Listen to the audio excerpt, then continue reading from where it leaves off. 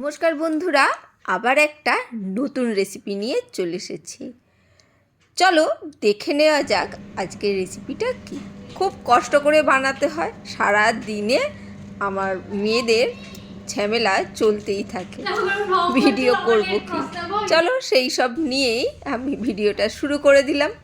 এখানে আলু আর কড়াইশুঁটি দিয়ে একটা পকোড়া হবে, দারুণ কিন্তু খেতে হয়। এখানে এক বাটি মতন কড়াইশুঁটি, এখন তো কড়াইশুঁটি মোটামুটি মানে কচি না, সেই জন্যে কড়াইশুঁটিটা অল্প একটু জল দিয়ে একটু ভাপিয়ে নেব। এদিকে ভাপাতে বসিয়ে দিলাম, আর এদিকে আলু আমি ছুলে মানে ছাড়িয়ে নিয়ে সেটাকে কুড়ে নেব। একটা আলু তার আগে আমি ছাড়িয়ে কুড়ে রেখে দিয়েছি অলরেডি।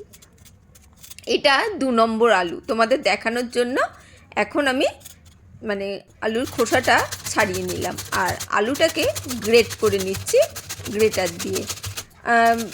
আলুটা কাঁচাই আলু, সেদ্ধ নয় কিন্তু।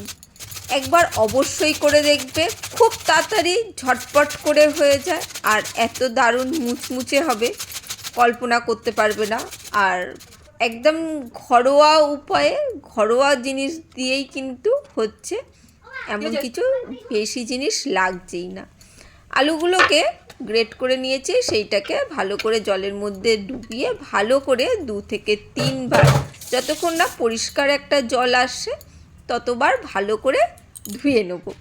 না হলে কিন্তু একটা কালচে ভাব থাকবে, তাতে আলুর টেস্টটাও ভালো আসবে না, আর দেখতেও খারাপ হবে। খুব ভালো করে ধুয়ে জল ফেলে নিয়েছি এবং হাতের সাহায্যে যতটা চিপে নেওয়া যায় সেই রকম চিপে নিয়ে নিচ্ছি একটা ছাঁকনির মধ্যে। যদি ছাঁকনি না থাকে, মোটামুটি সবার বাড়িতেই ফুটো বাটিগুলো থাকে বা ছাঁকনি থাকে, তার মধ্যে নিয়ে নেবেন। যদি না থাকে, যে কোনো একটা কাপড়ের মধ্যে, শুকনো কাপড়ের মধ্যে রেখে দেবে, যতটা মানে জলটা কমিয়ে নেওয়া যায়, ছেঁকে নেওয়া যায়। সেই জন্যে এখানে আলুটা রেখে দিয়েছি, আর একটাই পেঁয়াজ নিয়েছি মাঝারি সাইজে, সেটাকে কয়েকটা টুকরো করে নেব। ধুয়ে নিয়েছি আগেই, আর খোলাটা ছাড়িয়ে আমি কেটে আমি চপার মেশিনে দিয়ে দেবো একসাথে চপ করার জন্য।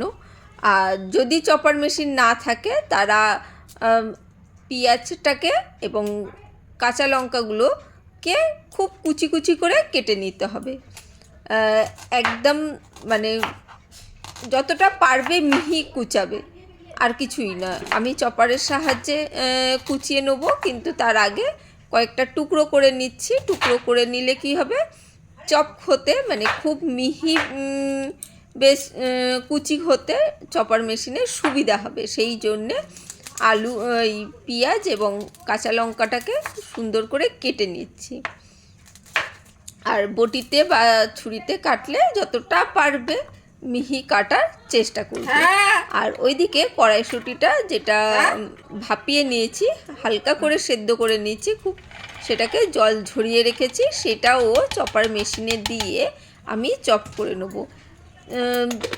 যাদের চপার নেই তাদের জন্যে আমি বলছি, পেঁয়াজ আর কাঁচা লঙ্কাটা কুচি কুচি করে কেটে নেবে, আর কড়াইশুঁটিটা হাত দিয়ে যতটা পারবে মেখে নেবে। হাত দিয়ে হালকা করে প্রেসার দিয়ে যতটা পারবে একটু চিপে নেবে, মানে বেশি কিন্তু সেদ্ধ হয়নি সেহেতু মাখবে না, মেখে ফেললে হবে না। এটাকে একটু দানা দানা রেখে দিতে হবে, সেই জন্যে কিন্তু হালকা করে ভাপিয়ে নিয়েছি, একদম কিন্তু সেদ্ধ করিনি।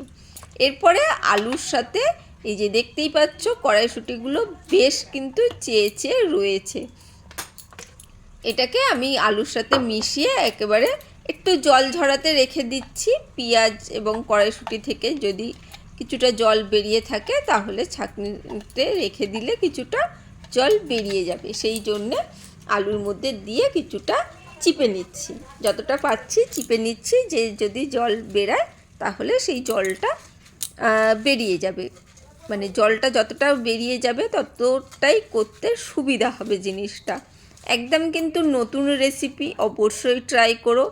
চায়ের সাথে হোক বা ভাত ডালের সাথে হোক, দারুণ জমে যাবে, মানে সন্ধেবেলায় মুড়ি চায়ের সাথেও যেমন দারুণ লাগবে, সেই রকমই গরম ভাতের সাথে ডালের সাথে কিন্তু এই রেসিপিটা কিন্তু দারুণ যাবে। অবশ্যই ট্রাই করে দেখো, আর ভালো লাগলে লাইক কমেন্ট শেয়ার করতে ভুলো না। যারা নতুন বন্ধু দেখছো অবশ্যই সাবস্ক্রাইব করো, আর পুরনো বন্ধুরা তো সঙ্গে রয়েছই। এখানে আমি লবণ দিয়ে দিচ্ছি আন্দাজ করে যতটা লাগবে, আর খুব সামান্য কিন্তু এখানে আমি বেসনটা দেবো। একেবারে বেসনে কিন্তু মাখামাখি করছি না, বেসনটা দিয়েছি যে পরিমাণ তোমরা দেখলে বুঝতে পারবে। দেখো হাতের সাহায্যে যতটা পেরেছি, কিন্তু জলটা কিন্তু বেরিয়ে গেছে, সেহেতু কিন্তু জল বেশি নেই। দেখো এরকম করে চিপে চিপে ভালো করে, যে বেসনটা অল্প করে বেসনটা দিয়েছি, ভালো করে চিপে নিচ্ছি, এর সাথে মাখিয়ে নিচ্ছি। এরপরে মাখিয়ে নিয়ে একদম ঝটপট ওইদিকে কিন্তু তেল আমি গরম হতে বসিয়ে দিয়েছি, আর এখানে আমি কিন্তু মাখছি।